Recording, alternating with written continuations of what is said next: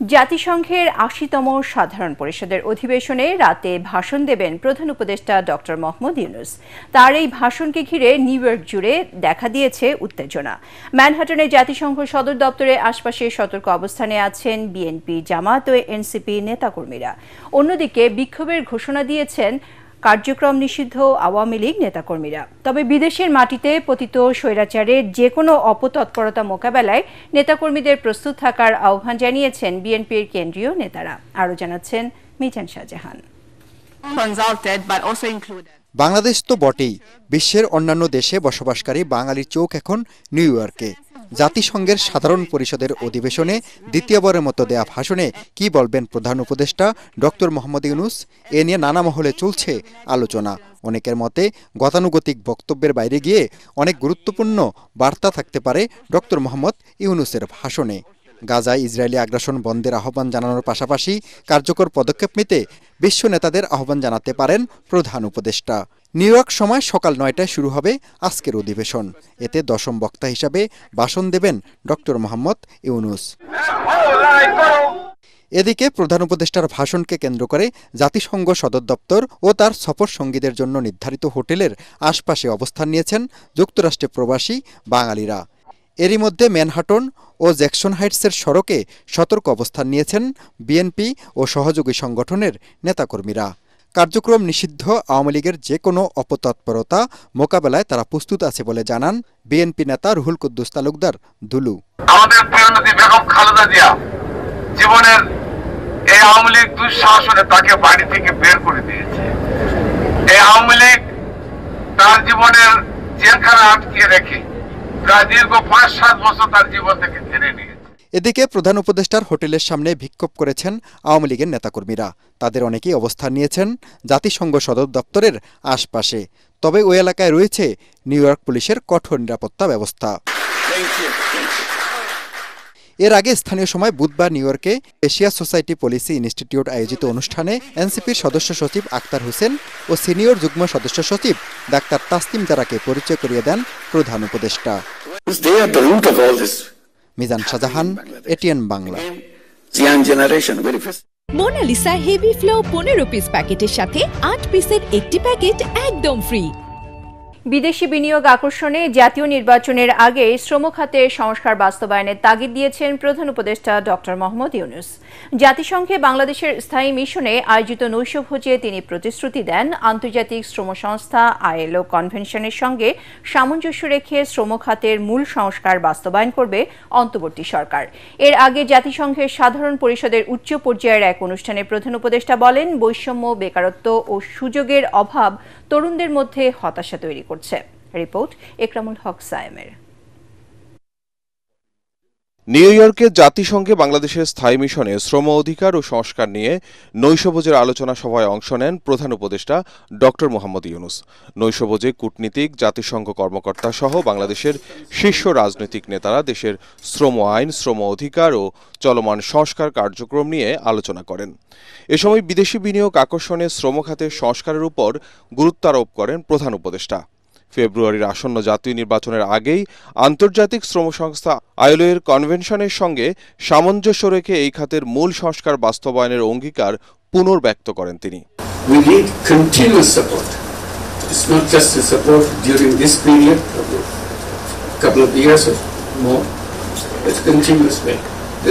Bangladesh can have a very confident journey that I can assure you. There's a lot of potential in Bangladesh that will make it happen. প্রধান উপদেষ্টার বিশেষ দূত লুৎফে সিদ্দিকীর সঞ্চালনায় আলোচনায় ILO এর মহাপরিচালক এবং জাতিসংঘের বিভিন্ন সংস্থার প্রতিনিধিরা বক্তব্য রাখেন। এছাড়া বিএনপি মহাসচিব মির্জা ফখরুল ইসলাম আলমগীর, জামাতের নায়েবে আমির ডাক্তার সৈয়দ আবদুল্লাহ মোহাম্মদ তাহের ও এনসিপি নেতা ডাক্তার তাসলিম জারা বক্তব্য রাখেন। অন্তর্বর্তী সরকারের শ্রম সংস্কার ও আইএলওর অঙ্গীকার বাস্তবায়নের উদ্যোগকে স্বাগত জানান তারা। একই সাথে বাংলাদেশের গার্মেন্টস রপ্তানিতে ন্যায্য মূল্য নিশ্চিত করার তাগিদ দেন। গার্মেন্টস খাত বাংলাদেশের অর্থনীতির অন্যতম প্রধান ভিত্তি। ভবিষ্যতের যে কোনো সরকারকে এ খাতের টেকসই উন্নয়নকে অগ্রাধিকার দিতে হবে।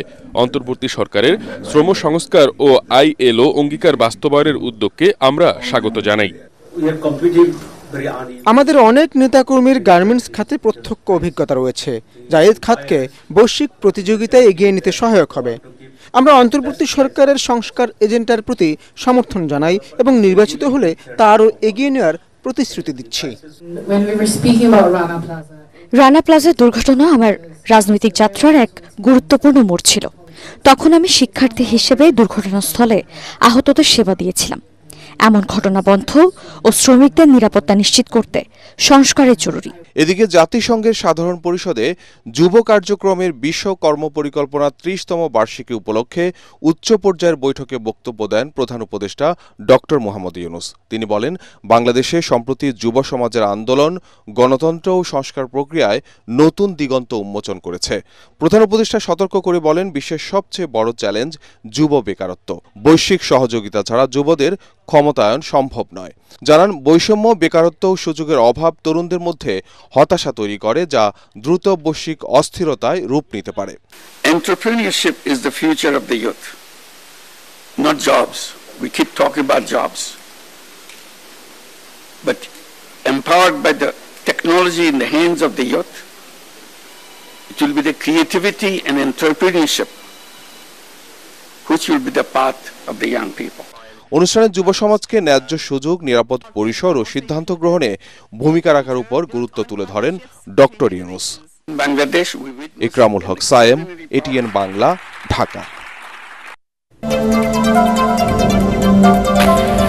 জুলাই সনদ নিয়ে রাজনৈতিক দলগুলোর মধ্যে এখনো মতভেদ রয়েছে। সনদের আইনি বৈধতা ও বাস্তবায়নের পথ কি হবে তা নিয়েও চলছে নানা আলোচনা। আইন বিশেষজ্ঞরা বলছেন, বর্তমান সংবিধান অনুযায়ী জুলাই সনদ বাস্তবায়নে রাষ্ট্রপতির সাংবিধানিক আদেশ জারির সুযোগ নেই।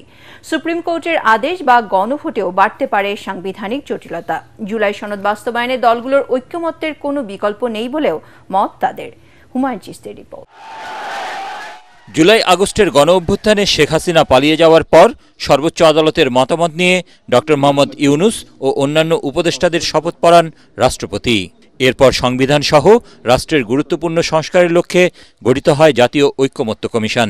রাজনৈতিক দলগুলোর সাথে ৬ মাসেরও বেশি সময় আলোচনার পর তৈরি হয় জুলাই সনদের খসড়া। ১৬৬টি বিষয়ের মধ্যে ৮৪টিতে একমত রাজনৈতিক দলগুলো। এর মধ্যে ১৯টি সংস্কার সরাসরি সংবিধান সংশোধনের সাথে জড়িত। কোনো ইস্যুতে রয়েছে নোট অব ডিসেন্টও। এমন প্রেক্ষাপটে জুলাই সনদ বাস্তবায়নের প্রক্রিয়া নিয়েও প্রশ্ন উঠেছে। প্রস্তাব এসেছে সাংবিধানিক আদেশ জারি ও জাতীয় নির্বাচনের সাথে গণভোটের। আইন বিশেষজ্ঞরা বলছেন, বিদ্যমান সংবিধানে রাষ্ট্রপতির সাংবিধানিক আদেশ জারির কোনো সুযোগ নেই। উনি সেটি অর্ডিন্যান্স করতে পারে that is consistent and compliant with the constitution, existing constitutions. অতএব প্রেসিডেন্ট এটা পারবে না। এখানে কিছু জিনিস আছে যেখানে বর্তমানে এই কনস্টিটিউশন যেগুলো কভার করে না, যেখানে কিছু সুপ্রা কনস্টিটিউশনাল এলিমেন্ট আছে এই কনস্টিটিউশনের বাইরে। অতএব এই কনস্টিটিউশনের কাঠামোর মধ্যে এটাকে আইনগত ভিত্তি দিয়ে এখন সম্ভব না। এমন না যে মার্শাল গভর্নমেন্ট যে একটা এক্সট্রা লিগ্যাল ওয়েতে তারা যাবে। ইন্টারিম গভর্নমেন্ট আর্টিকেল 106 এর অ্যাডভাইজারি ওপিনিয়নের মাধ্যমে এসছে এবং তারা একটা কমিটমেন্ট করেছে তারা সবসময় এই কনস্টিটিউশনকে মেনে নিবে। এখন প্রেসিডেন্সিয়াল অর্ডিন্যান্স যদি গায়ের জোরে এটা চাপিয়ে দেওয়া হয়, সামনে একটা রিস্ক থেকে যায় যেটা চ্যালেঞ্জ হতে পারে। আর আমাদের দেশে নজির আছে এসব চ্যালেঞ্জ হয়, 5th অ্যামেন্ডমেন্ট, 7th অ্যামেন্ডমেন্ট, এগুলো তো চ্যালেঞ্জ হয়েছে। তখন সেই রিস্কে যদি যান তাহলে কিন্তু সামনে আরও সাংবিধানিক ক্রাইসিস তৈরি হবে। সনদ বাস্তবায়নে সুপ্রিম কোর্টের মতামত নেয়ার যে কথা বলা হচ্ছে তাতেও বিষয়টি স্পষ্ট হবে না বলে মত বিশেষজ্ঞদের। তারা বলছেন, সংবিধানের ব্যাখ্যা দেয়া এবং নতুন সাংবিধানিক আইন তৈরি এক নয়। শেষ পর্যন্ত সবকিছুরই বৈধতা নিশ্চিত করতে হবে জাতীয় সংসদের মাধ্যমেই। অগণতান্ত্রিক প্রক্রিয়াতে আপনি গণতন্ত্র আনবেন এটা তো হতে পারে না। আপনাকে সংসদ থেকে এটা করতেই হবে। বারবার যদি জুডিশিয়ারিকে পলিটিক্সের ভেতরে ঢোকান, লং টার্মে কিন্তু এটা জুডিশিয়ারির জন্য ভালো না। এটাকে লিগ্যাল বেসিস দেওয়া সম্ভব না until and unless the new parliament is formed. ৭২-এর সংবিধান সমুন্নত রেখে জুলাইয়ের অনুপ্রেরণায় সংবিধান সংশোধন করা উচিত বলে মনে করেন ইসলামী বিশ্ববিদ্যালয়ের উপাচার্য ও ঢাকা বিশ্ববিদ্যালয়ের সাবেক অধ্যাপক নকিব মোহাম্মদ নসরুল্লাহ। আমরা তো 71কে বাদ দিতে পারবো না। হুমায়ুন চিস্তি, এটিএন বাংলা, ঢাকা। আগামী নির্বাচনে কোনো দল বা মহলকে জিতিয়ে দেওয়ার নীল নকশা হলে জনগণ তা মেনে নেবে না বলে সতর্ক করেছেন বিএনপির সিনিয়র যুগ্ম মহাসচিব রুহুল কবির রিজভী। তিনি বলেন, ডাকসু জাকসু নির্বাচনের মতো আগামী জাতীয় নির্বাচনেও উদ্দেশ্যমূলক ফলাফল হবে কিনা তা নিয়ে জনমনের শঙ্কা তৈরি হয়েছে। রাজধানী মিরপুরে এক অনুষ্ঠানে তিনি এসব কথা বলেন। এতে বিএনপির স্থায়ী কমিটির সদস্য সেলিমা রহমান বিভিন্ন কৌশলে বিএনপিকে হেয় করার ষড়যন্ত্র চলছে, নেতাকর্মীদের সতর্ক থেকে এসব চক্রান্ত প্রতিহত করতে হবে। একটি সফল নির্বাচন আয়োজনে সবাইকে ঐক্যবদ্ধ থাকার আহ্বান জানান তিনি। কোনো একটি রাজনৈতিক সংগঠন বা কারো উদ্দেশ্য সাধনের জন্য বিশ্ববিদ্যালয় কর্তৃপক্ষ একগুঁয়েভাবে এই ডাকসু নির্বাচন জাকসু নির্বাচন করেছে। এই প্রক্রিয়া যদি চলতে থাকে, আগামী জাতীয় নির্বাচন অত্যন্ত ঝুঁকিপূর্ণ হয়ে যাবে। উদ্দেশ্য প্রণোদিতভাবে কোনো ফলাফল করা হবে কিনা এই নিয়ে জনমনে প্রশ্ন দেখা দিয়েছে। শেখ হাসিনার পথ অনুসরণ করে কাউকে জিতিয়ে দেওয়ার যদি কোনো নীল নকশা থাকে, তাহলে এই জাতির জন্য দুর্ভাগ্যজনক।